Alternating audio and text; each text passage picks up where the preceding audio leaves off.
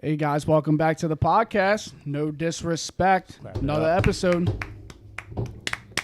Round of applause, I guess. I started off with that always. Yeah, trust. Always. We got here today David Morales. Go by the name of Will. Anthony Costa. And we have a very, very special guest today. Goes by the name of Joe Pyfer.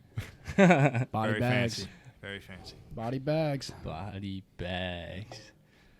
Yeah, man. We can give a little background on Joe here. He's a professional MMA fighter. He goes by the name of Body Bags, and he has recently, got out of a tough bout that we'll talk about. And we love talk about overcoming stories, so I feel like this goes on in line with that. So Everyone loves a comeback story. yeah, for sure. So can't wait to get into that. It's fun. Yeah, so let's start from the back here. So tell us about like your childhood and your upbringing. Before we Sheesh. get to that, why don't we just get a little bit about you? Like, where are you from? How old are you? Where'd you grow up? Stuff like that. Yeah. I'm 24. I'll be 25 in September. I grew up in South Jersey in a town called Pittsgrove, which is right outside of Vineland, New Jersey, which is South Jersey. Really? Yeah. I didn't know that. Yeah. I heard of it. I've heard of it. So, suburb, country, kind of a farm kid growing up and, baling hay and doing shit like that. But one of 5 kids, mom and dad were all blood related. So mom and dad were married for roughly 20 years. Real ugly divorce, man. Real abusive childhood, just as far as father, emotionally, physically. Mom more so on the emotional side. Cops out all the time. Parents had an ugly divorce. I left South Jersey at 15. Came up to Media, PA. Ran away from home at 16. Lived in a condemned house from 16 till graduation. Moved out. I kind of stayed in Delco ever since, and continued my training. Started fighting at 20 years old, and 14 fights, I think, somewhere was around there. 5, 6 amateurs, and 9 professional fights later. Here we are. All right, back. So let's take it back for a little bit. That was a good explanation. So what made you want to get into fighting? So that ties into the background. So I started Brazilian Jiu-Jitsu under the age of 5. And for the people for the people out here who don't know, like, what is Brazilian? Brazilian Jiu-Jitsu is submission grappling. So if anybody's familiar with the UFC or isn't, it's submission grappling. So if I grab you and put you in a choke and you tap, that's a submission. It's submission grappling is bending and choking people. So Gotcha. At the end of the day, it's wrestling, but with submissions, which is just considered, you tapping from a chokehold or an arm lock or a foot lock or anything like that. So I started Brazilian Jiu-Jitsu roughly, 4.5, a little bit earlier, a little bit later. That was the first thing you did? That was the first thing I did. Gotcha. So, my background first and foremost was Jiu-Jitsu. And the reason I fell into it is because my dad was learning it. So I just kind of had no option. I was just kind of forced into it, hated it as a kid. Started competing at 5, did well, won my first tournament, submitted all the kids, and it was something I excelled in. It was something that was very hard for me to learn and grasp as a kid, but, I started early and never stopped since. And also didn't have an option to stop, so that wasn't in the cards with the kind of father that I had. What would you say, obviously you started Brazilian so young. What would you say took, the longest, learning curve for you to, excel at as far as fighting, jiu-jitsu? No, boxing, definitely boxing. It was something that I was afraid of. That's why, getting hit as a kid is something that's hard to overcome. You shell away, you turn your head, and the boxing drills, you don't understand the movements that you're being shown. At least me, I always thought I had a little bit of a learning issue because I would be screamed at for hour or two on the same move, and I still couldn't get it. And you know what I mean? But I never stopped. I was never a quitter, and it just always had that competitive edge that even if you beat me, you didn't beat me type attitude. So I would definitely say boxing, just because of the angles, the speed, and what it requires from you. So first it was Brazilian Jiu-Jitsu, And the boxing. and then it was the boxing. Yeah, because my dad was a boxer, and he grew up amateur boxing all of his life. He never went professional, but he grew up in Kensington, Philadelphia. So he also had a real rough life himself with being Oh, homeless. he's from K&A. He's from K&A. He's a Kenzo. Yeah, so Kensington Beach. He's a Lovely real. place. He was a mean dude. So, but as he was learning, I had no choice, and in his words, he was like, "I'm not raising no bitch." So he didn't. But Yeah, I feel that. can ruin your demeanor as a kid a little bit, especially if there's no reward in it. So that was one of the difficult things of growing up and learning all this, is that I had no childhood as far as, playing with other kids. I didn't have my first friend until I was 14 years old.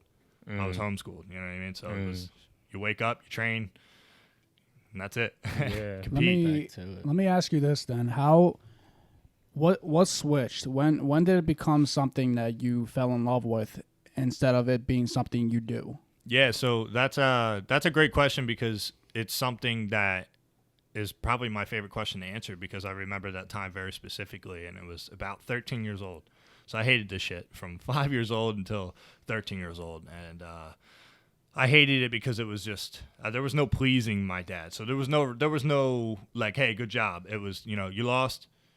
I got in trouble, got hit for it, screamed at, you're a bum, you're this, you're stupid, and a bunch of crazy shit as far as, the vulgarity of what was said. But, I never felt rewarded. So I finally, you hit a little bit of puberty going through 13 years old, starting, whatever, experiencing what testosterone is, and your shit drops.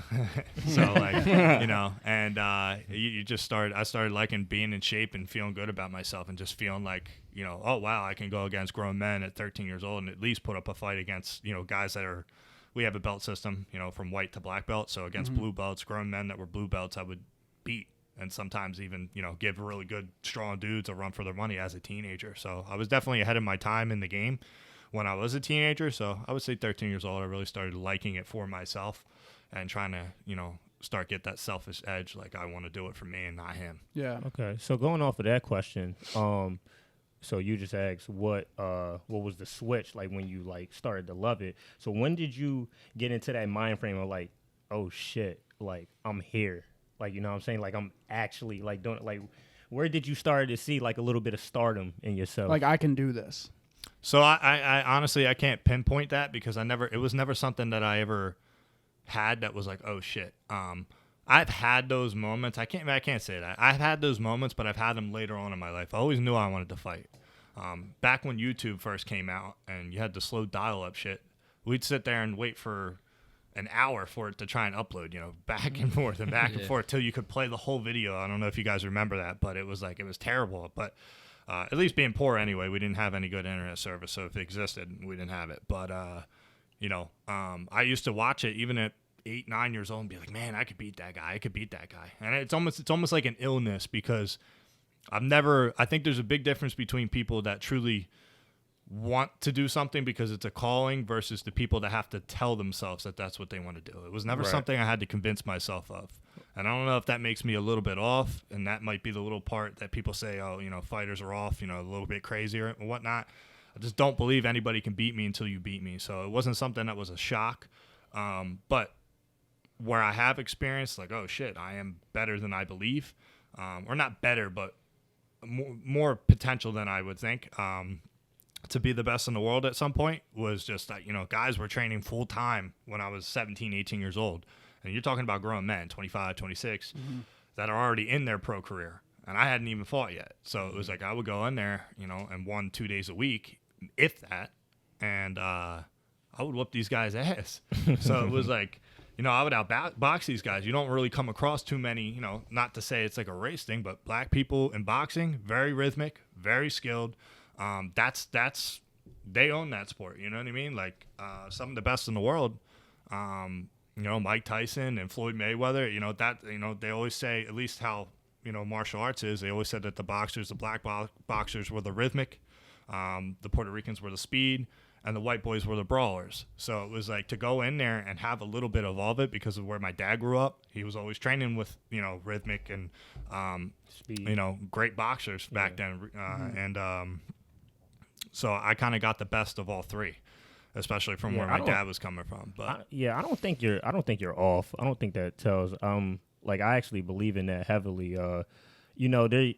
to be like really successful, a lot of people don't understand. Like you have to kind of have that delusion a little bit. You know what I'm saying? Best like, at it. and Yes. not, and I don't mean delusion as like you're actually like just talking some bullshit, but like nah, you gotta actually believe that. Somebody could say, "Oh yeah, you'll never be the best in the world. This person is this good. This, but you gotta say, but if you got that something in your own head and something in your own heart that tells you that, nah, like I don't know, like I really think that I could be better than this person. I can do this. I can do that. When it opens up your mind instead of closes your mind, I feel like that's the difference between success and failure. Especially with as a lot a of fighter, people, I think you know that's what I'm such a huge thing to have because really, like if you're going into a fight with the mindset that you don't think you got it, you kind of already lost. Yeah, you beat yourself. Yeah, you're beating yourself before you even get into the fight. Yeah, a lot of I can say just from winning the way I have, because when I win, when I win, I finish people. So it's like I've had one decision, because I go in there and I hope everybody's okay at the end of it. But I don't black out.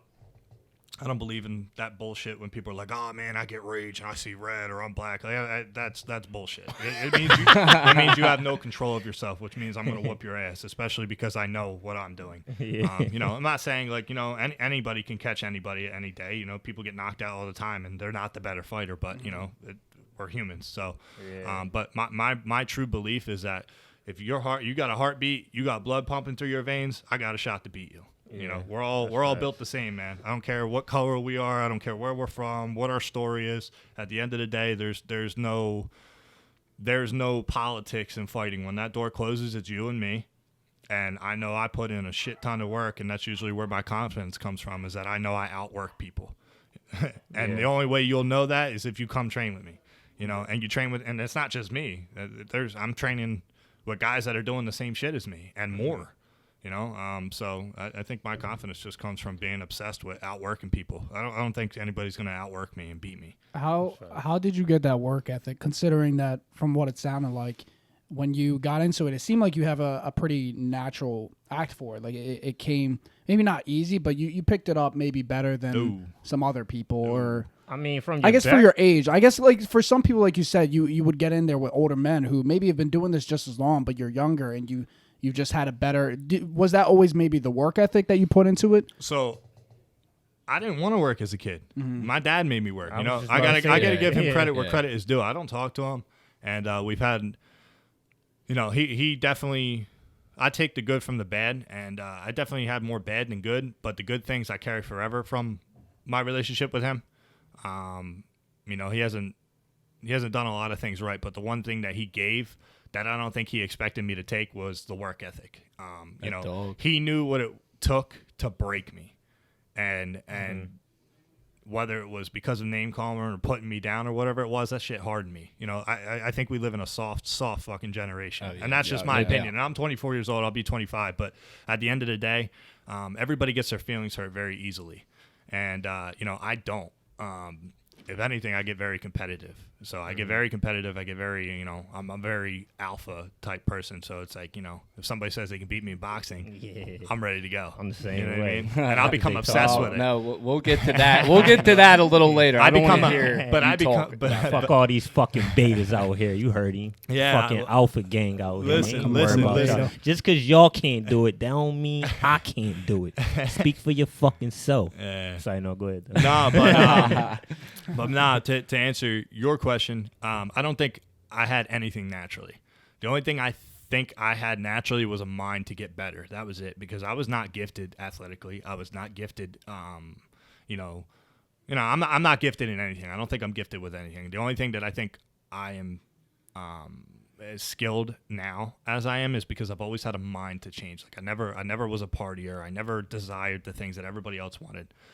Sitting in, schools while everybody's sitting there eating lunch and talking about, girls and fucking this and bitches that. I was upstairs playing chess with my coach and whatnot. And as a kid, it was like, I didn't like losing.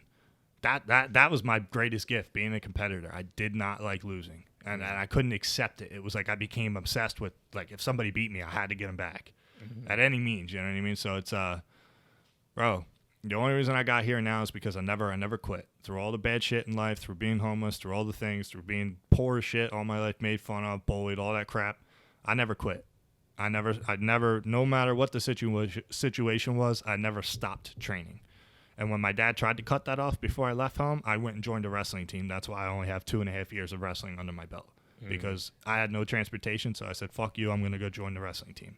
And he didn't support that. You know, he told me, you're going to join the wrestling team, you can get the fuck out. Or you can walk yourself there. So I'd walk my ass at practice. And then my wrestling coach that coached me through high school would pick me up. You know, I'd be there from 6 a.m. and not get home until 8 p.m. So let me ask you this. You know, I just can't grasp the concept of how like fighters aren't nervous as hell. Like I played basketball up until college, and like I was always nervous as hell. Like I always had to take a shit before every game. Like that was my thing. That was my shit. I was like, yo, I take my shit and then I'm good. Then once I get on the court, get a little sweat going, I'm good. So how is it like before a fucking actual fight? Like I feel like, and that's something different other than sports and you know basketball, like some games like that, or like me, I do music as well. Like getting on stage fright, all that shit is different from like fighting physically. That's you and one other person, right? Exactly. So walk me through that. Like, is there any type of nerves before any fight? Is there, you know, what I'm saying, any type of shakiness that you have to get out? Like every time. Anybody, like, I'm a very confident person, man, but anybody that tells you that they don't experience some type of nerves, bullshitting. They want to tell you that like because I don't feel it, bro. I'm a human. I feel emotions. I'm a very emotional person, and I'm not afraid, you know, I'm emotional. I get mad sometimes real easy. Other times you can't get me mad. But I think that's part of being a strength. Like, you know when you're on and you know when you're off. I'm nervous. But you have to. I think my biggest thing with overcoming it is I'm afraid to die. This is actually something I really. This is all like mental coaching going into a fight. So I make myself afraid to die, and the reason I say that is because I'm gonna be 25 in September, right? In my eyes, I'm 1/3 dead already, and that has come up in my life with all the shit. It's come up to me fast, me personally, in my experiences. So I use that because at the end of the day, I know I'm gonna be old. I know my youth is going to be gone. My looks, you know, not that I'm great looking. I'm probably solid 6.7, guys, but you know what I mean? My looks are going to be gone. My youth is going to be gone. My testosterone is going to be gone. I can't do this shit forever. This is a very small window of fighting. It's a very brutal, obviously, with these 2 surgeries that I've gone through, which I'm sure we'll talk about, but it's like I've taken a lot of damage in my body over the years, and that's what people don't get. I'm young. I'm a new car with a lot of miles, so it's why would I be afraid to go out there, you know, to fail? I mean, at the end of the day, I'm going to be 50, 60 years old and kicking myself because I didn't go out there and take that fight, or I didn't go and, you know, buy that car or go do the things that I wanted to do while I'm young. So I just make myself afraid to grow old and have no experiences. So at the end of the day, it's like, what is going and fighting a human being for 15 to 25 minutes? I put the work in.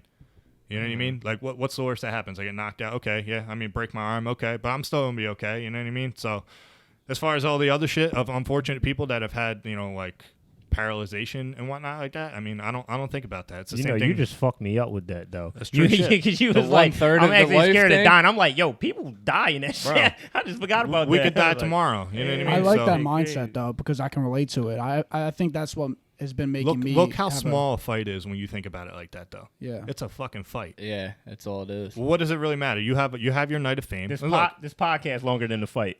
Yeah. That's serious. You know what I mean? There's a lot of things. I'm willing to suffer for 15 minutes, 25 minutes. I don't give a fuck. I want to take you out. I want to hurt you, you know, and to get to the next stage. And afterwards, I'm a respectful person in victory and in defeat. And that's part of rolling with the punches of life. I'm not going to beat everybody. You know, Khabib Nurmagomedov's undefeated, but he wouldn't beat everybody. He just happened to beat 29 people. That's what people don't forget. Same thing with Conor. For everybody that shits on Conor McGregor, like, and anybody that's happy that the dude lost by breaking his ankle, you're a small man. You're a small man. Like, half the people. But back to the nerves thing, because I give a long answer. You good? I always feel nerves, man. I always feel nerves, but it's a healthy. It's a healthy thing. I like because the mindset. I don't want to fail. I like the mindset because, like you even said, you don't want to live in regret either. You don't want to get to when you're 50 and then look back and be like, I didn't do this. I didn't even try. And you don't know your results, but now you going through it, whether it's good and bad, you know. And like you said, I think that even through the good and bad, there's always something to learn from. You learn from the good, you even learn from the bad. So either one, you're not getting hurt by by doing it. And the other thing that I take into consideration is that our natural makeup how we are as people, we have instincts. So what I mean by that is like if you go and you stand on something that's super tall, say a skyscraper, and you look down, you get queasy, and your brain's like, why don't you jump off of it? You know what I mean? Because we have intellect and we know that we'll die. You have fear. So it's like when you do something that your body, we have chemicals that release in our body, if anything makes you nervous, your body tries to shut you down to protect you from doing it. So it's like at the end of the day, that's also a part of it. It's just something that's instinctual to protect yourself because I'm going to take trauma to the head and things like that. So it's, you know what I mean? It's a bit of both. I don't want to get old and, die young. Yeah. That's my biggest thing. I don't want to get old and die young, and I'm not going to let the doubt bullshit creep into my head. If I'm meant to lose, then I'm meant to fucking lose because I'm meant to learn something. I'm meant to get better. It shows a hole in my game, and it's not just in the fight game. In my preparation, like I lost my very first professional fight because I was going through, unfortunately, but fortunately, suicide shit, depression, and not being able to balance, like my father not being in my life, because it was so toxic, and then my mom, and that bullshit and drama. So it was like, but I took the fight anyway, man, and I walked out there and I didn't want to fight, and I lost, and I was smoking the guy, but I gassed out and he fucking caught me, and now I'm cool with the dude. You know what I mean? Because he elevated me. So now it's like I'll never take a fight if I'm not ready now. Made you a better person out of it.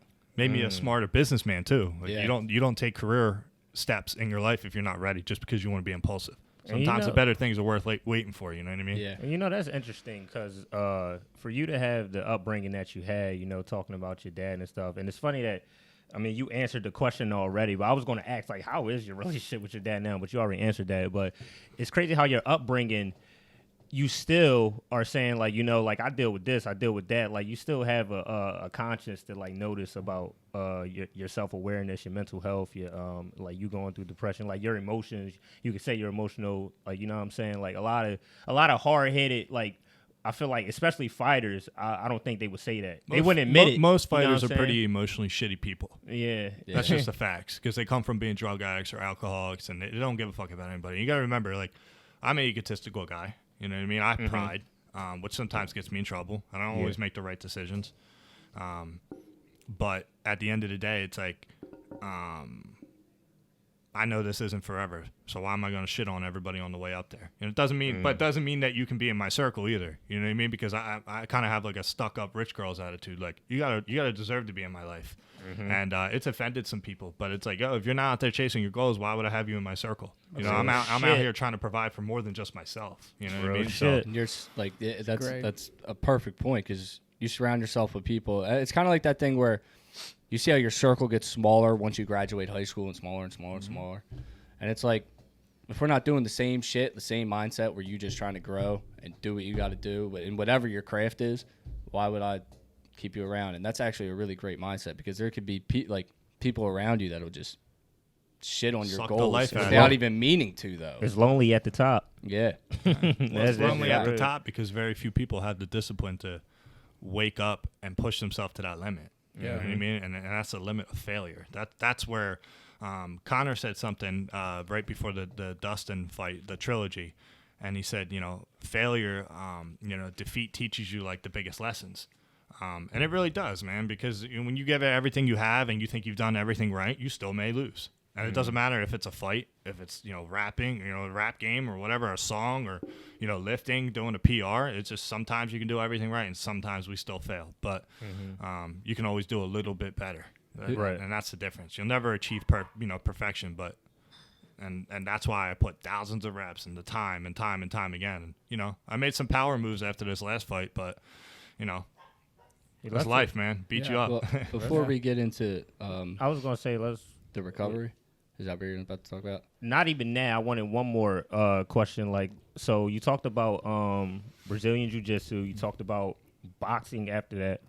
And then you talked about a little bit of wrestling. So with that being said, what are the keys? Because UFC is fucking crazy. I just started to, like, really watch UFC. Like, I've always been a boxing fan. Like, I'm a Floyd Mayweather fucking advocate. And, like, but I just started watching UFC. And it's, like, crazy because there's so many different fighters that are special at different things. Like, you know what I'm saying? Some people is good at martial arts. Some people is good at jiu-jitsu. Some people is good at boxing. Some people good at wrestling. Like, you know what I'm saying? Like, what does a fighter need to, like, do? Like, how well rounded does a fighter need to be in As a lot well of these rounded things? as you can be. Okay. Because if you're not, if you're just, if you're one, Khabib was very one dimensional as far as like his style was very just, he pressures you and he gets you down, but he was the best at it. You know what I mean? He's the guy that put it together the best with what he knew he was the best at. Gotcha. And he did it better than everybody else. That's why he stayed undefeated. But, like a GSP is a great example. A John Jones is an even better example. Yeah. I think he's very underrated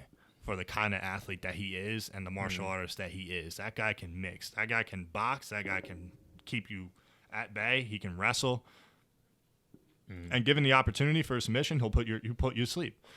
So it's really about being well-rounded, man. I mean, these guys that are jiu-jitsu practitioners. There was a fight this weekend with Ryan Hall and Topuria, I think the guy's last name was, and he kept fucking Imanari rolling. And it was like, dude, and then he got hammer fist. He got knocked out because he's so one-dimensional that all he can do is try to get to that. But jiu-jitsu is amazing on the ground, but jiu-jitsu is also not a very top-heavy, aggressive type style. Depending on the kind of jiu-jitsu player you are, you can really have a guy that's kind of relaxed to be comfortable on his back, and a jiu-jitsu guy that's very aggressive and going for submission after submission after submission. But and they're very dangerous because if they catch you, they get on your back, bro. You ain't getting out. I don't care how strong you are or whatnot. If they catch you, you're caught. But if you can mix it up, if you're a good wrestler and you keep a guy on his back and you don't give him any space. People don't understand that this is a game of inches. Because it literally is the difference in the game of inches that if you lean back a little too far, you can still get caught at the end of a punch. You dip into a punch or you dip into a knee, you're going to sleep. So it's like it only takes one shot, man, both ways. But I mean, I would say to answer your question is just how well you can blend everything from boxing to kicks to wrestling to knees, elbows. It's the closest thing to a street fight. That's always something I wanted to know, like. Because I'm like, are you just supposed to like, oh, well, if I'm really good at wrestling, let me just be the best wrestler. Or if I'm really like, should you like go? So thank you for that. Yeah, Israel Adesanya mixes it up. The best on the feet. Style feint bender. After feint, the style bender. He keeps you guessing the whole time. And I don't even think he's the best middleweight. I just think he's the best at keeping you guessing on the feet. Because the second somebody didn't give a fuck about his feints and was willing to take some damage to get in, Juan Blachowicz took him down. I don't even think Juan Blachowicz should have beat him. I think Izzy was the better fighter all around, but that's how it goes sometimes. So let's fast forward a little bit. Let's talk about what was the event that we talked about again, if you can re-say that for me. Dana White's UFC Contender Series, which I fought in August 11th last year, so just under a year. And explain what this Contender Series is. So what the UFC Contender Series is hot prospects. That's really all it is. It's a show to show off the hot prospects from east side, west side, doesn't matter, all over the states. Gotcha. So it's the top guys from the states, which I was a top guy in PA. And on the East Coast. So I'm like, how does that work? Did you get like a call? It's like a draft, It's my resume. I knock people out. I'm an exciting guy. I bring a crowd. I have a little bit of a fan base. So I'm somebody that they look at that is like, oh, okay, does this guy have potential to be a star? Okay, he's got a good name. He's got a good nickname. Okay, he knocks people out. He's aggressive.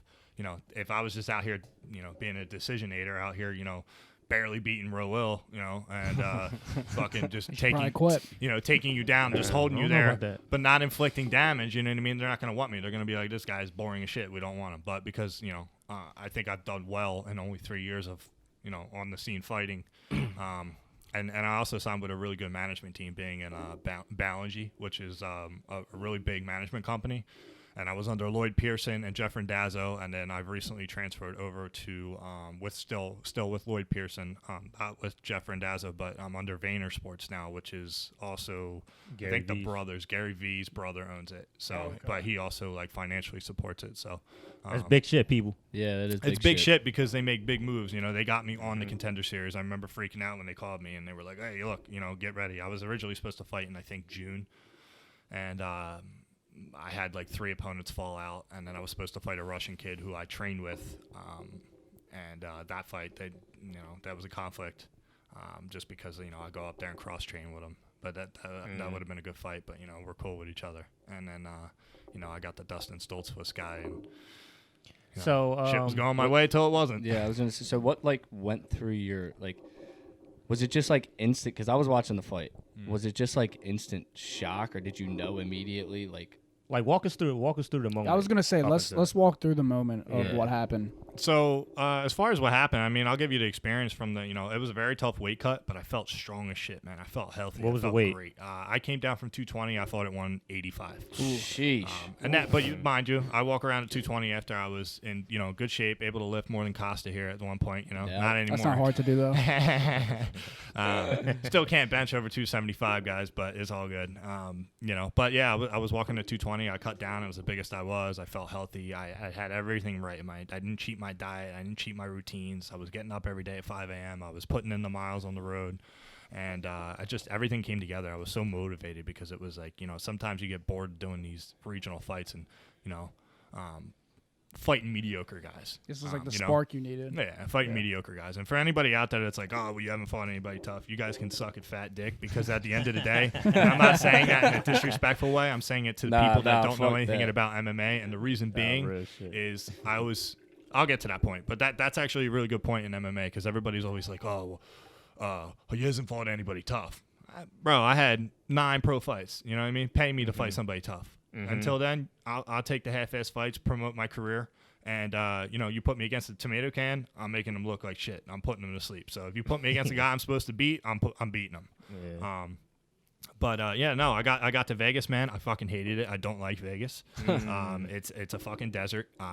Other people love it. I'm not into the whole strip shit, and I like gambling, but I'm not. It's not my style, man. Yeah. It's not my scene. I don't smoke. I don't really drink like that. I live a very clean, like, kind of quiet life. Like, I'm content to go home and play fucking Call of Duty after a fight versus going out and getting bombed. I don't like the way it makes my body feel, and I just don't enjoy it, because I know the kind of person I am. I'm a pretty heated person. Like, if somebody starts messing with my chick while we're out, I get worried about that shit, because I'm not gonna sit there and argue with you for 10 fucking minutes to leave her alone or leave me alone. Yeah, you know what I mean? And I don't want to get shot, bro, because I know everybody's soft these days, and everybody goes and thinks life is a joke to take, and it's not a great scene. But I got there, man. I did the weigh-ins. I was enjoying it. I had a great time, as far as, I had my best friend Ray there with me, and my coach Sam Orpiza. And he's been, guys know me since 13. When we made it, you know what I mean? That's kind of how it was. Like, hey, we made it. But it wasn't, we made it as in like, okay, we're here, let's just relax. It was like, hey, we made it in 3 years. Now let's show them what we can do. Yeah. And I truly didn't get to show. I was very sad in the sense that I didn't get to really showcase the elevation that I made from February, my last fight, prior to that fight. Because I didn't fight from February to August, which was like 6 months. And I made leaps and bounds in my game, my wrestling, just my striking in general. And we had a great game plan, man. It was to start slow, take the first round, see what he's got, see what he's taking, which was just a lead leg kick. He was very timid, and, I don't want to say timid, but he was very respectful of the power that I had and what he heard. And, he was very respectful of the power I had. And, I think we were even on the feet as far as strike numbers, but I had the better of the exchanges. A lead leg, I wasn't limping. It didn't hurt me. I felt them, but it didn't hurt me. And, I took him down and mixed it up. He was so expecting it just to be a stand-up fight. And I took him down, 3 minutes in, controlled him for a whole minute and a half on the ground. And I kind of wanted to let him up to finish the round with flurry and really start to open up. Mm-hmm. I heard my coach say, go for it. And his head was like by my hip. And, I was like, this guy's not going to take me down type attitude. Like, but I'm going to wrap this up and jump guard. But I kind of bailed out on that idea after I heard my coach say, go for it. So I went to wrap his neck for a guillotine choke is what it's called. And when I realized, like, okay, he's going to mat return me, I need to let go of this because he's going to slam me on my head. Mm-hmm. So by the time I went to let go, man, I've posted my hand out there 10,000 fucking times throughout my life. And it wasn't even a heavy slam. It was just a basic mat return, and it just, dude, I thought I fell through the fucking canvas. It was that loud of a break in my body that I thought I fell through the canvas. So. What round is this? Round one. It's round one. Round one with like 25 seconds left. Or 11 seconds left or something like that. I don't know. I didn't watch the fight but like one time because it's like, and you know what? It's nothing against the guy. I mean, that's not a win to me. I mean, that's not a loss to me either. That's called my fucking arm broke. But same thing with like Connor and shit. Freak accident. Yeah. I mean, look, was Dustin winning that fight? Absolutely. Did he win the fight? That's not a stamp on that. You know what I mean? So it's that's like me saying, you know, I was winning that fight, but my arm broke. Like, come on, man. It's just that's not a win. Like, not easily it could go left. Somebody could get knocked the fuck out. Yeah. Winning the whole fight. So man, I was like a dark cloud came over me immediately. I mean, I didn't cry until I got to the ambulance. Like, you know, a lot of people were like, "How the fuck did you break that?" I'm like, dude, my heart was broke. Fuck my arm. Like, my heart was broke. I've been in this game 18 years, guys. You know what I mean? Like, I'm 25. Actually, I've been in it longer. I've been in it 19 years. Just being around it. I was around Eddie Alvarez at Fight Factory, which is anybody that's a fight like knows Fight Factory, which was funny because Aunt Costa, you know, his boy on the boat knew Fight Factory, so it's nice to like know that there's some old heads out there that know it. I'm not a new guy that just came on the scene. I've been doing this shit my whole life, and I had no plan B, man. I lost everything to do this, and I gained everything to do it. You know what I mean? So to lose it like that. It's a fucking bitter pill to swallow. So I like to always look at life as there's beauty in the struggle. So that right there was definitely a struggle. It's definitely not the outcome that you were expecting. However, was there any takeaways, any positive takeaways from it? Like any, you know what I'm saying? Oh, now I got some more eyes on me. People saw a little bit of what I can do. Like, you know, some things. You said Dana White was in attendance.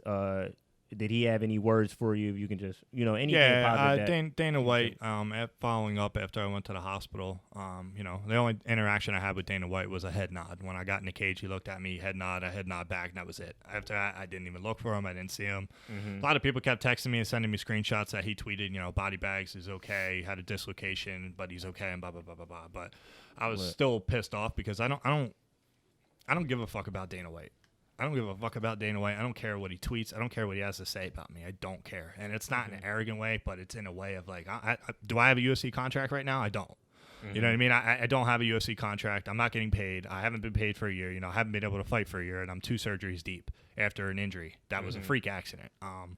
You know, I got my first surgery, and the takeaways that are good are always, it's going to be 99% mental, you know, because after I lost, I was on such a hot streak, and that's all I've known, you know, the past 3 years of giving my life to fighting 2-3 times a day, you know, 5-6 fucking days a week. And then it was like, oh shit, what am I worth?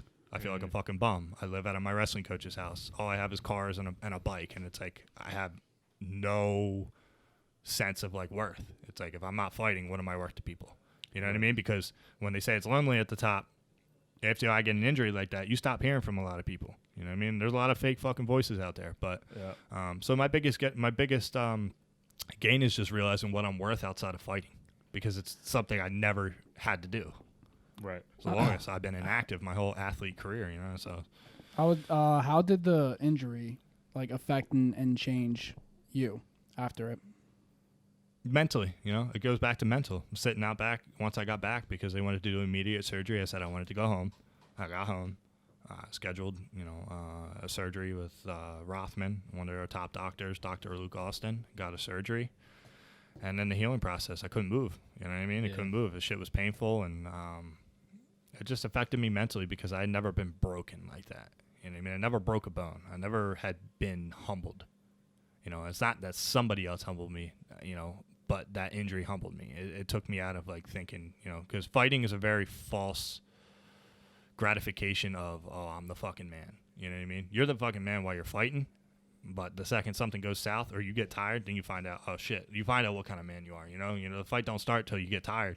You know, now it's about who's digging. All right, now the ego's out. Now the oh, I'm the man is gone. Now you're fucking fighting your mind about keep going. So it just the injury fucks you up, man, because it's like, okay, how am I going to rebuild? You know, so before you're even able to rebuild, you're like, oh man, I don't know how I'm going to come back from this. I don't know what the severity of it is, and mine turned out to be pretty severe. So I've had my struggles, and you know, hopefully, you know, luckily I've surrounded myself with good people. And I'm 2 surgeries in, and I'm back in lifting, and I'm getting myself slowly back, and taking my time with it so I can get back on track, man. So what for sure. What has this like the recovery process been, just as far as You just fucking said in the No. I got my first surgery, right? I got my first surgery a week after I fought. So I got my first surgery August 18th. And I had that's what pissed me off about the Dana White tweet. He said I just had a dislocation. Dude, I didn't have I had a dislocation, but I broke my fucking radial head. So my arm, my wrist does not rotate fully. So I can rotate full on my left, but then my right only moves so much. So I lost a lot of mobility. My arm looks like a fucking bent dick going left. It will never be straight. You know what I mean? It's a fucking obtuse 120, so it sucks because now my straights are hooks and overhands and shit like that. So I had my first surgery, 6 months, PT every day, 5 days a week, and I did it for about 3 months, and then I got sick of it. I got demotivated, and I was like, fuck this. I'm not getting better. My arm's still stuck. It's still painful. Like, this is fucking stupid. And, so I stopped, and then I went back to full training. And mind you, I train with a lot of top-level guys. Like Jeremiah Wells is in the UFC. I've trained with him a handful of times at my gym at Daniel. I switched gyms. I was at Balance Studios. I went to Daniel Gracie's, and something I talked with my coach, Sam Morpeza, about. We thought it was a smart move just because I'll be around other killers that are trying to do this for a living like me. The gym I was at, there's nobody really there doing it like how I was. So I kind of felt like a lone wolf, and I don't want to be a lone wolf. I don't want to be the only lion hunting people. You know what I mean? Like, I need to be around other people that are doing this. So I train with undefeated welterweight in the UFC, Sean Brady, who's on a tear right now and killing it. Yeah. Freak athlete, strongest motherfucker I've ever felt in my life. I wanted to ask you that, like, who, like, I know, like, you don't really give a fuck about the glitz and glamour type shit, but is there anybody that, like, you seen or, like, anybody that compliments you that, like, fucks you up? You're like, oh, shit, that's such and such. Like, you know what I'm saying? That fucks me up. Yeah. So this is what I have to say. So I train one of my biggest teammates, as far as that's my size, is Corey Anderson. He's not a teammate, but he's a teammate. You know what I mean? Like, he's a part of another gym, another coach. But he was a top 5 in the lightweight division. Fought Jan Blachowicz, who's the champ now. Beat him once and smoked him, and then got caught, got knocked out. But he's fought the best of the best.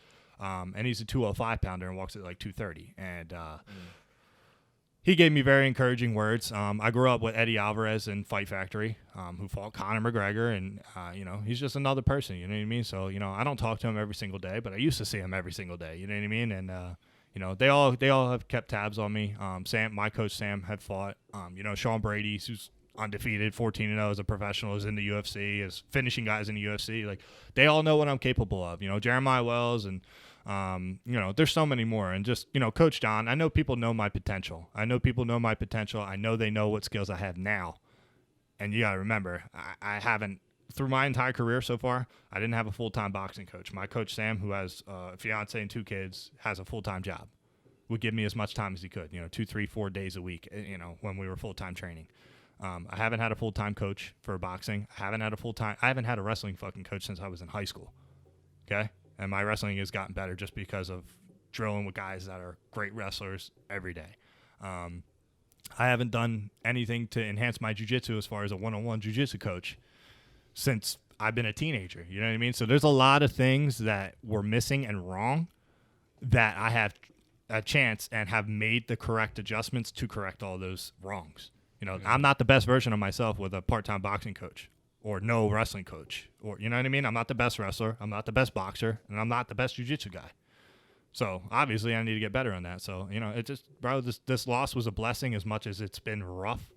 But I got back after my first surgery, was what I was saying. I got back after my first surgery training with these guys to realize that something was wrong because the pain wasn't going away, and I had a bone growth behind my elbow. So that was what was stopping me. And these guys at PT are prying on my arm to get it straight. And I'm talking about, like, borderline. I've cried through sessions. Mm-hmm. Grown-ass man crying while you're stretching my arm. You know what I mean? So I went and got a CT scan, and I got another surgery, and here I am. I was training with a torn forearm and a bone growth behind my elbow still. Full contact training. So, but then I got knocked back down again, and now I'm back. This is a hell of a fucking story. You can't kill resilience, man. This is an amazing, and the fact, like, your upbringing and everything, to go back to it, I feel as though as a character, you hold yourself extremely well. Like, I'm going to say, like, because there's a lot of people who go out there and just, it's kind of like a one of two way thing you most of the time see, where it's like extreme arrogance or they're like robots. Like you were saying, you have nerves before the fight. Mm-hmm. And I think that just makes you human. And it's like, you bring that into wherever you go. Like, I don't know. I feel like you hold yourself to a good standard where You're I'm an a approachable passionate dude. person. Yeah. I'm a little bit too passionate. Like I'm a very intense person, and that can come off very wrong because I'm an aggressive dude. The way I drive, the way I ride bikes, you know what I mean? The way I fight, I'm an aggressive guy. Like I'm fucking full send type dude, you know what I mean? And that's also because I don't want to fucking die young, you know what I mean? So I don't mean be old and die old. I mean be old and die with a young spirit. Like I want to fucking. My coach, Will Harmon, through high school, told me when he dies, he's like, I want to know I used every ounce of this body that I could for what I wanted to do. And that's always stuck with me. Like certain things stick with me, phrases and quotes and shit like that. But to be told that and like, dude, I want to get as much as I can get out of this fucking body while I'm young. So, I think we got like the same type mindset because a lot of people would disagree with me on a lot of shit. Me too. I just think I'm the best ever. But so we wanted to kind of ask you something. That's been going this on. Conversation has been I've been going waiting on for for this. Wow. but like this conversation's been. How long has this conversation been It's been happening? at least like A year and a half. maybe longer at What? this It's point. like 3-4 years. Yeah, I was 4 gonna years. say, I forget. I'd just say because it's. two- I stopped listening to it. bare minimum at 2 years. Oh, Joe, from okay. Wow. from training and being around all these top athletes, and Well, let's kind of give a little bit Understa- of insight on what we're talking All right, about. so that's what I was about to ask, but I guess I'll just go fuck So- myself. I mean, I don't know if you want to explain it. I mean, it just comes down to this. Like, we wanted to get your insight on it. Rome, honest to God, believes that he could take Ronda Rousey and In a in a cage. We're going not off even the not even cage. just boxing, like in a cage. Well, they know not to say boxing. They know not to say that shit. But she's a 'Cause UFC fighter. At the end of the day, 'cause that's you're where just- it is what it is. No, So hold on, because that's where the conversation started out at first. I was like boxing. They said, it still fuck you up in I boxing. still don't think you'll win in then boxing. that's insane. And the conversation still shifted to the cage. So let's talk about the cage though. okay. So this is my you can MMA rules. this is the all right, listen, scenario. listen. This is MMA All right, rules. let me MMA rules. explain why I think I can beat her. Okay. This could sound like bullshit because obviously, I don't Yeah, know well, what the fuck beat I'm her, talking beat her about. in what? Like a cage match. In the cage match, I said that. Yeah. MMA. So, if we talk about in the cage, so everybody's talking about, takedown and shit. That's something, I'm not too familiar with. However, I just think at the end of the day, she's 5'5", 5'6". You know what I'm saying? Like 136, 130 on a good day. That's what she fights at. She probably walks at like 150, 155. You know what I'm saying? But, okay, let's say if she fights at that, though. You know what I'm Okay. saying? So, what are you gonna fight at? The same weight? What do you weigh? if we did, it wouldn't be in her favor. What do you weigh? I weigh 155. Cap. It's like 130 soaking wet. I'm not 130. All right. But Hit me with the question. Let me hear it. so I really believe I only have to worry about the takedown game. I feel like she doesn't want to stand up with me. I don't think she would want to stand up with me. And basically I would just have to worry about, and if I get that under control, I say, give me 6 to 8 weeks. So what do you think about it? 6 to 8 6 to 8 weeks. Okay. weeks. You're 6'1", 6'2", like me, right? Yep. And you're 155. Yes. Okay, so she probably walks at 150, 155 at the max. Gotcha. She's a spark plug. She's a thick chick. Yeah. She's a judo Olympian, gold medalist, I believe, Yeah. or a silver medalist, one of those. Yeah. Which is, if you don't know what judo is, it's like the art of throwing motherfuckers. So The art of throwing, motherfucker. that's basically the Like dumb just it- tossing. That's to dumb Just it down fucking terms. throwing. Yeah, it's judo, it's trips, it's throws. It's good shit. Especially in a clinch. Over under and double underhooks. Who you training with for 6 to 8 weeks? You know what I'm saying? Oh, say if you hook me up with the top-notch trainer. And you know what I'm saying? And like you said, the black people, they good with the my Yeah. rhythm is there. So you know what I'm saying? Have you My been in natural street fights? boxing- Have Yeah, you been absolutely. in street fights? Yeah. Absolutely. Yeah. How many would you say you've been in? How many? Yeah. Realistic. Realistically, I would say 14. 14 street fights. 14 street Have you fights. lost? Growing up. Absolutely. Okay. Yeah. I'll do it. Charge it to the game. So one thing, submission grappling is a big thing. Big thing. If she gets you down, I think she smokes you. Okay. Only because of the lack of knowledge. Okay. Not because you can't defend yourself. Yeah. On the feet, 6 to 8 weeks. You're long, you're tall. I think you got speed. I think you got power, especially over a girl. Sorry for the girls that don't like the reality of it. It's just, it is what it is, bro. It is what it It is what the fuck it is. is. It is what it is. So it's I think 6 to 8 weeks of boxing, man. I think you could do damage on the feet. I think it's just a matter of if you could keep her off. Because she's gonna know she's not gonna sit there and try and box. Her whole tactic would be to get you down. So in an Thank MMA you. You fight, heard man, that? She ain't gonna try a box. She fucking know better. But she gonna kick them. She gonna kick them legs though. But that's how do you think you're gonna handle? He kicked me in the leg last week at 20% maybe, and my shit swelled up. I'm not saying I'm gonna come out fucking like free of like no type of bruises or nothing, but I'm just saying like if I had the proper training for if I was prepared for what she is gonna do to me. So you know what I'm saying? Right, so here's my grappling, answer. Is there any way? 6 to 8 weeks MMA fight. I don't think you win. How long would I need? Well, here's the reason why. It's not. I think you. So boxing match. I think you win. Thank you. I think you win in a boxing match. I don't think Like you. I don't think you. I don't think you. I don't think you win. And first of all, anybody that thinks Ronda can box is a little bit off. Like she fought Holly Holm, who was a kickboxing champion or a boxing champion, who was like 40-something fights in. And she looks like shit. She is not a boxer.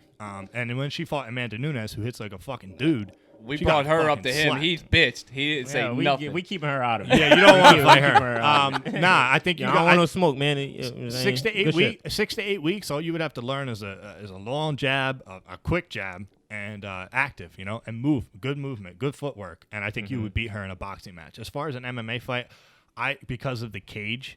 Because she can lean on you in the cage, it's very exhausting. So do you think she would just be pressing the shit out of me? I think she would be an over/under inside the clinch on the cage, and I think she would get you down with a trip. And I think with a trip, inside trip, or a judo throw. Like how does the trip go? Like, well, if you come to wrestling tonight, if you come actually check it out. Are you gonna show me some shit? I'll show you. I might slide in there. Nah, man. I think just because of her takedown advantage, I think that's the only reason I would say that she wins in an MMA fight in a cage. But I mean. Just because 6 to 8 weeks is not a lot of time, man. I've been in this game for fucking 19 years, and there's always something to learn. And there's always little things. Positioning is a big thing. It's not even how hard you hit. You know, speed and timing are the two biggest things. Yeah. Power is something everybody kind of possesses power. Yeah. It's just how you use that power. So you in the boxing, you could knock her the fuck out before she gets to you. But if you don't, you got to remember, it only takes a couple seconds for her to get in. So, and if you don't know how to defend, but she's going to choke your shit. So if she trying to come in and press me, though, like, do you actually think that, like, you know what I'm saying? Like, I'm long, so I'm going to be here with her. You know what I'm saying? I feel like it'll be difficult for her to even try to get in. Have you ever had somebody shoot a double leg on you? I'm going to say no because I don't even know what the fuck it is. Yeah. She going to get in. She gonna get in. And the only reason I'm saying, and Leo, unless you rip a mean fucking uppercut, if I was teaching you, all I would say is jab that motherfucker to death and move side to side lateral movement and rip uppercuts. Every time she feints like she's gonna shoot, rip an uppercut. Yeah, okay. You know what I mean? But you gotta remember, there's kicks in MMA. Yeah. So she's gonna kick them basketball legs, bro. It's over. She got long legs. Nah, she don't need no long. She got thick legs. Yeah. But if you get kicked shin on the calf, and bro, yours is like a toothpick. I couldn't check them, Jones. You could check them. It's gonna hurt you more than her just because of conditioning. You gotta remember, you never done kicks. So it's like when you start getting kicked by somebody that kicks all the time, they ain't gonna hurt like you. Yeah. You know what I mean? But yeah, you could check them. I think she's gonna toss you like a rag doll. Yeah, I feel like one day it's gonna happen. You know what I'm saying? You and Ronda? Yeah, for sure. It's gonna be all love, and it's gonna be a bag made, a fucking bag. But you heard from Body Bags though. I got her in the ring. She's not fucking with me. You heard? I'm fucking with me in the ring. Yeah, you know what's funny is I actually get that question. People are like, "Oh, you and Connor." I'm like, man, like. I love Connor. I'm a fanboy about Connor. You know, just because of what he's done off for the the ring. Yeah. You got the Forbes athlete, the highest paid fucking athlete ever, is in the UFC. You know how big that is for MMA. Mm-hmm. You know, and people are hoping that he loses because he's arrogant and this and that. I'm like, come on, man. Why wouldn't he be? Guy came from being on welfare. Yeah. What would be a dream fight or even a training partner that you would like to? I can't say I would have a dream, like a training partner. I got good teammates now, and I'm in a good home. As far as a dream fight, Connor? Nah, he's too small. He's too small. Yeah. Nah, he's a little ass kid. He walks at 170. I couldn't even fucking get to 70 without. He basically dying. said you're a little ass kid. What you talking about? Little boy. I mean, he's a little dude, bro. He's not as big as you think. He's probably, Dave's height. And no, Dave's big. Like Dave can. No, live. he's not. What do you Don't weigh, Dave? boost 'em. What do you weigh? I weigh more than you. 130 soaking wet. I'm like Yeah. 160, Yo, y'all going- 170 right now. So he's Yep. probably your size, but a little narrower. Yeah. You know what I mean? Probably a little bit shorter, but you know, it That's just fucking TV crazy. makes him look big. You know, Y'all but gonna he's stop not saying big. I'm fucking 130. Stop fucking y'all up. Come to Are wrestling, we you can bringing the stop scale? I'm it. gonna stop saying. Otherwise, I ain't Yeah. gonna stop saying it. I would say respect I him. would say a dream fight, man. I would have to say in like 3-4 years, Paulo Costa. I would love to fight that guy. That's a good. Oh, is that the fucking husky ass? Yeah, bull? the one that That's on a- the side. I would love to Yeah. fight that guy. It's like a walking tank. Just Yeah, because that dude is fucking. just it looks like because Chaz. people that pressure me, I think I'm a very good counter fighter. And I have so much to grow, man. I'm fucking dog shit to probably where I will be in 3-4 years. But I say give me 3-4 years, and I would love to have that fight. I would love to have that fight. If he's I don't. That guy got to change some shit about the way he's fighting and whatnot. But I would love to fight that guy at some point. Yoel Romero, I'm a big fan of too.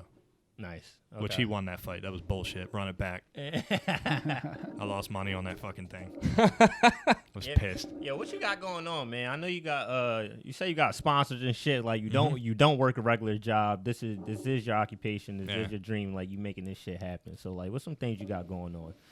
I mean, I got Honeygrow as a sponsor with my that shit fucking Honeygrow is a slaps. big sponsor. Shout out Honeygrow. Yeah, shout out Honeygrow. I gotta slide with you one of these days. Yeah. Man. You know what I'm saying? My man Justin. I was actually supposed to meet with him today, and he got tied up. But he's been super supportive. H&H Excavating is the Hartman family. Mike Hartman. He's like a father figure for me.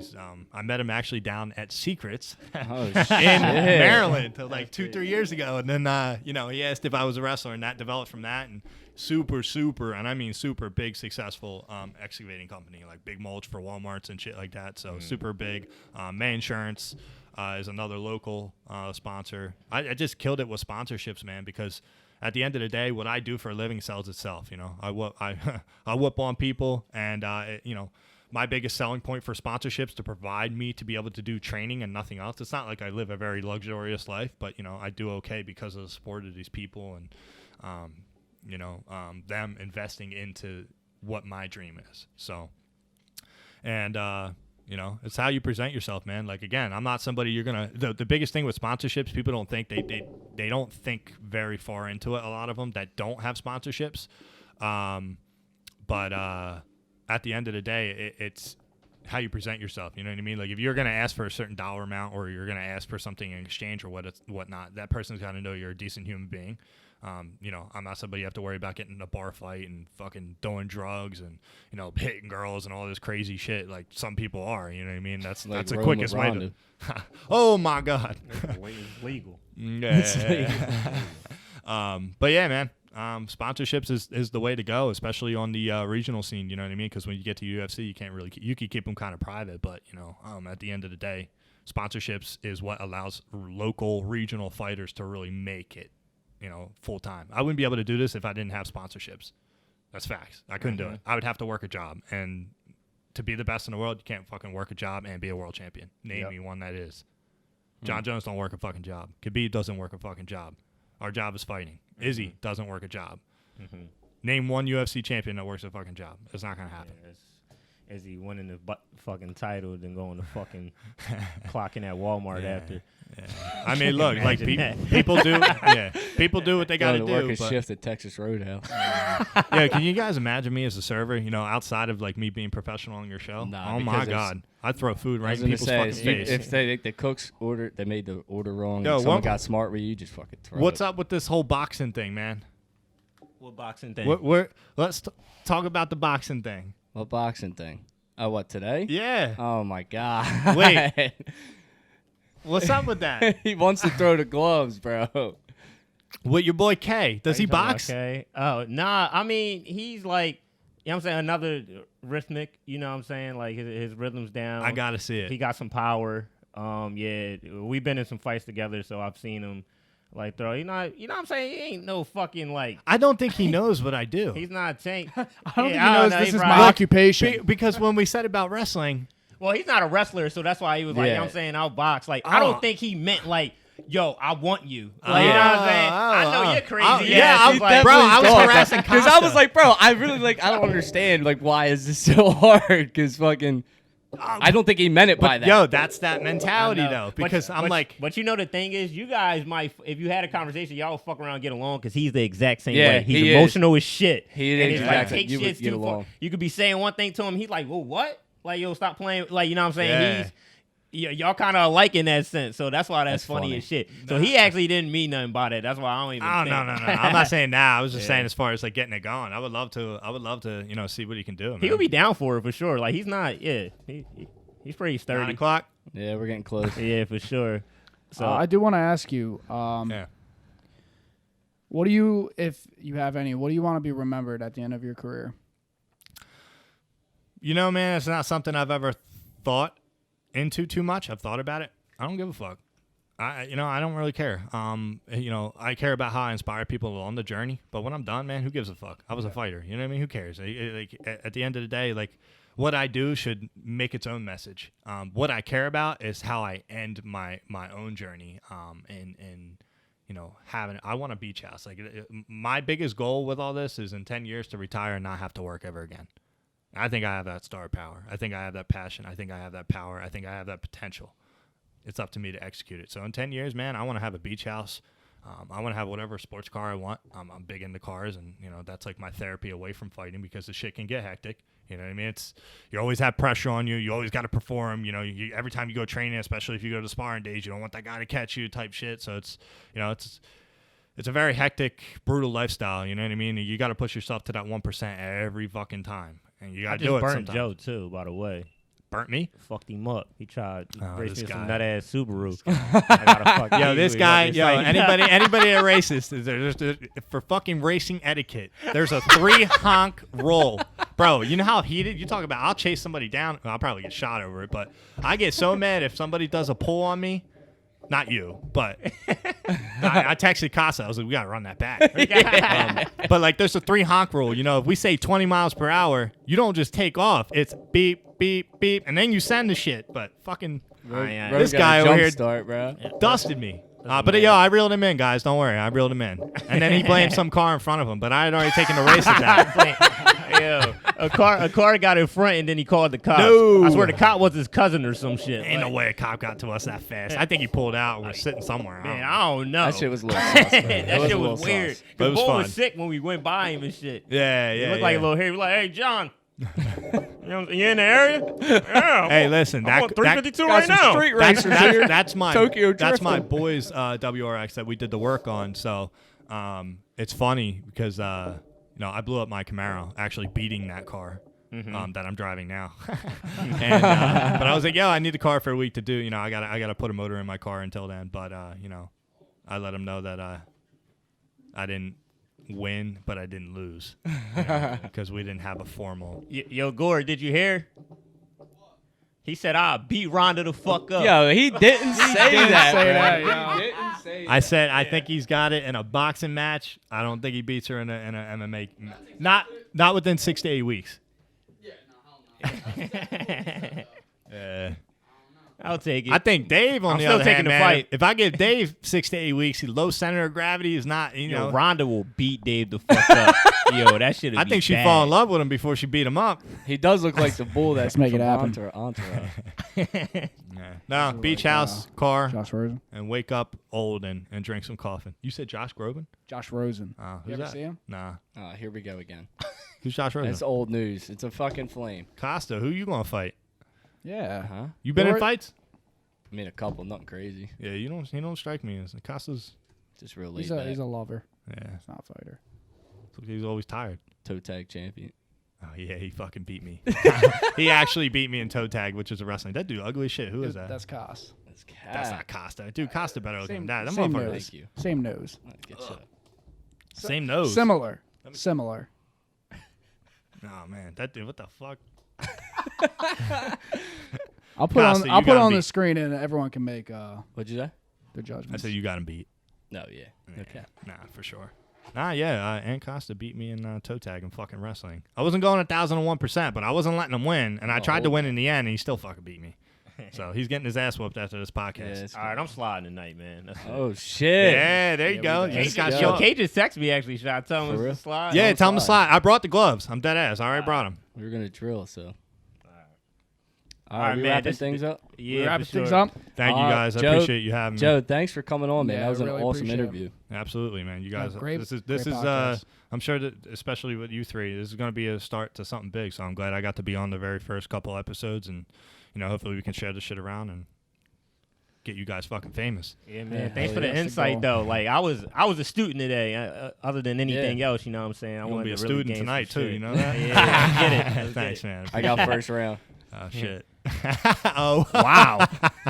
You got a fucking. Oh shit. You got some shit against me or something? Dave, you Yeah. coming? Yeah, oh, absolutely. Oh, Got some absolutely. shit you great. want to get off your chest? Yep. I'm gonna do you just like I'm gonna do Rhonda. Yo, you don't want to hear what he said after when you and Kay was working out today. We were on the other side of the gym, bro.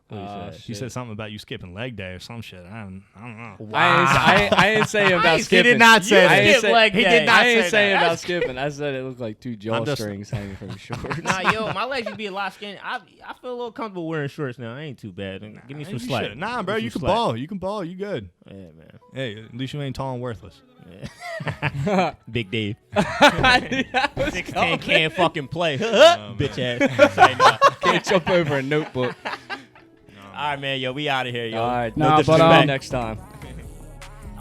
We out.